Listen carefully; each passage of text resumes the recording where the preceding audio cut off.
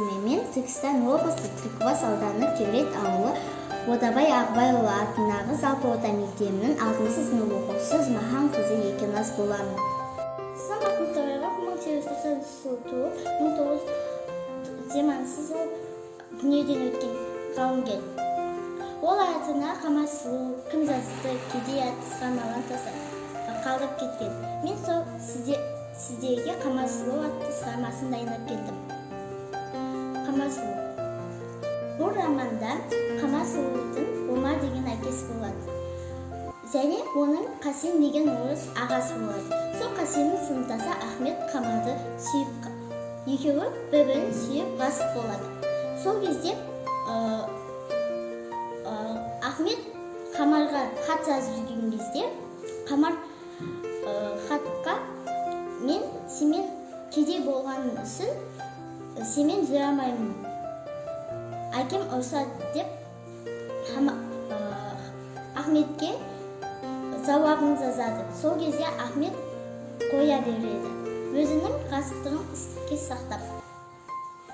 Сосын оның хатын бозбалалардың біреуі тауып алып, оның үстіне не деген сөздер қосып, Омардың ағасы Оспанға жеткізеді. Оспан ел билеушілерімен не істеп, 18 айға Ахметті қабақтыға жапқызады.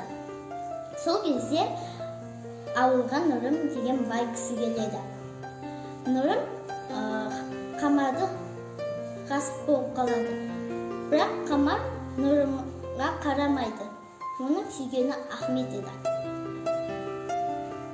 Қамар Нұрымға күйеуге шығады. Бірақ күйеуге шыққанмен ол қанша күн үйінде болады. Қашып кетіп жүреді. Сол кезде бір күні Нұрым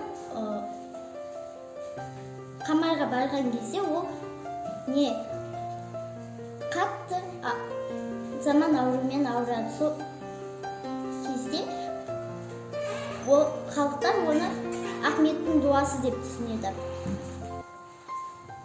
Сосын бетасар болған кезде Ахмет келіп зар-зар әннің орнына зар-зар әнін айтады. Сосын Нұрым Қамарды медханаға апарған кезде Ахмет қатты сылайды. Сосын Ахмет Нұрымға қарамай, күзетшілеріне қарамай Қамарға барған кезде Қамар да оны танып кетеді. Ешкім танымайтын Қамар оны танып кетеді. Сосын Қамар да Ахмет те қайтыс болғаны белгісіз. Алғысым. Маған Самат Мұхтаров осы кітабы қатты ұнады. Мен сіздерді осы кітапты оқуға шақырамын.